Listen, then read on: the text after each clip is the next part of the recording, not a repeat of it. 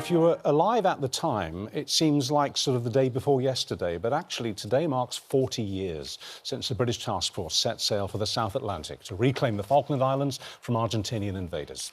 255 British military personnel lost their lives, died in the conflict.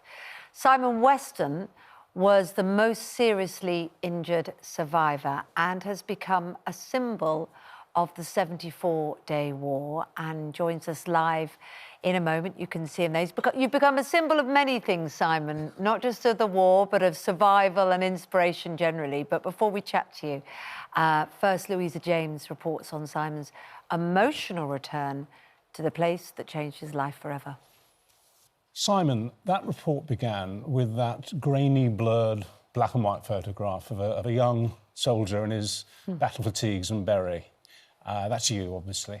How do you feel when you look at that picture all these years on, 40 years on? Well, I remember where that was taken. It was taken in Bestbrook at Sanger. Oh, I know there, not in Northern Ireland. Yeah, it was at the mill where we were stationed, so I remember being there. And I remember the photograph being taken. Yeah. But yeah, you mean, I look back and I just think, you know, God, he was handsome then and he's still handsome now. So, you know, I'll take all the positives I can get out of it. And that is one of the things that you are famous for, the ability, and it's, my goodness, as a nation and as a world, don't we need it? We all feel broken and battered by COVID, by cost of living crisis, by the horrific scenes we're seeing in the Ukraine. It's an assault on the ability to stay positive that every day feels like it can be to so many people. And you seem to have been able to do it. It's been a long journey to get to that point, has it? Or has it been just something you've had in you? I wonder if you can share that. I think some of the positives were always there and the ability to deal with things. And some of it is learned from when you do your military training, because you're put under great duress because of the nature of the job. So you have to go that far. But you do develop your own abilities of coping as life goes on, as you fully understand yourself. You do develop your own methods, and some of it is unconventional, some of it is very conventional. Sometimes you have too many drinks, but at the end of the day, it's just you trying to find your own pathway through. But it's about support. You also find your own network of friends, and you have a very powerful network of friends, and amongst them is a man, roughly your age, called Carlos. You know who I'm talking about. Carlos is the pilot of the fighter bomber that dropped the bomb that did this to you and killed your colleagues. He's now a friend of yours.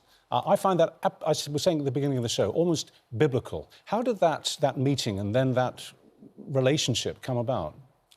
It all started 30 years ago, but I'd had nightmares and I wanted to meet the guy. I wanted to see if he had life in his eyes, because my nightmare was a black jet. It was a hooded, flame-eyed, demonic figure that was racing over me every night, and I was rolling around the bedroom at 4 o'clock in the morning, 3 o'clock in the morning, covered in sweat. My side of the bed was soaking, and my wife could do nothing about it, you know. And something had to break that cycle, and the chance came around. Malcolm Brinkworth, who made the documentaries about my life and followed me, probably the first fly-on-the-wall documentary that focused just on one person for such a long length of time. And you met him. And that's how it came around. But we weren't going to be allowed to meet him unless the Ministry of Interior of Argentina knew it was a film crew. Because obviously they feared for what I might do. Because you don't want to have two ex-combatants meeting in an unprotected or stabilised environment. So we had to be very careful. But yeah, good things came out of it, and that's the most important thing. And we're going to follow you as Good Morning Britain, aren't we, on that journey again, and people will be able to watch that, because I think there's something in that ability to forgive him, possibly him himself, and that understanding of war that will be very helpful to people. Did he feel guilty about you? Did he feel guilty about you? I don't know. I think that's a question that could be posed to Carlos. The thing is, I did it for me.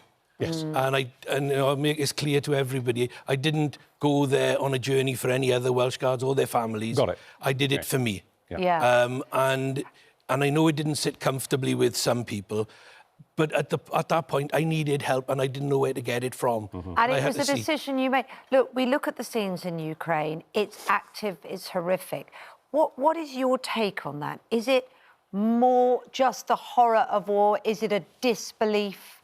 Is it we should be doing more to help the people of Ukraine? I'm very interested to know what your view of it is.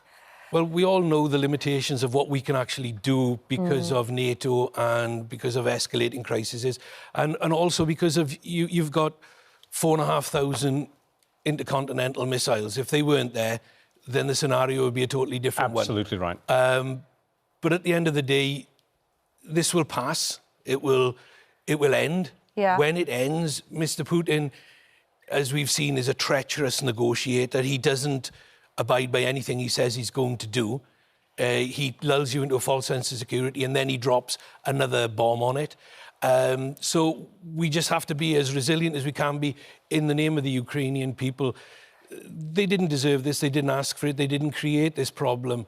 It's a megalomaniac who's gone and done it. Yeah. He's somebody who wants all the power. He's got all the money. He stole it from his own military. You know, he's got billions and billions. How much more does one man need?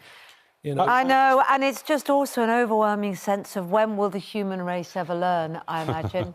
What do they say about history? We're destined to repeat it. Destined to repeat it if we forget well, look, it. Simon, you're a shining example of how to move forward. Well, we have to say, can't Simon, wait we've to- got messages coming through for you from our viewers in the last 3 or 4 minutes. Colin on Twitter, if you're ever feeling down, just take a look at Simon, a shining example of a great human being. And David on Twitter says, why isn't it Sir Simon Weston? Good I'll never know. point. Totally Let's start the inspirational. campaign now. It really should be. We're going to hear more from you, aren't we, later on in a couple of months' time. Good to see you, Simon.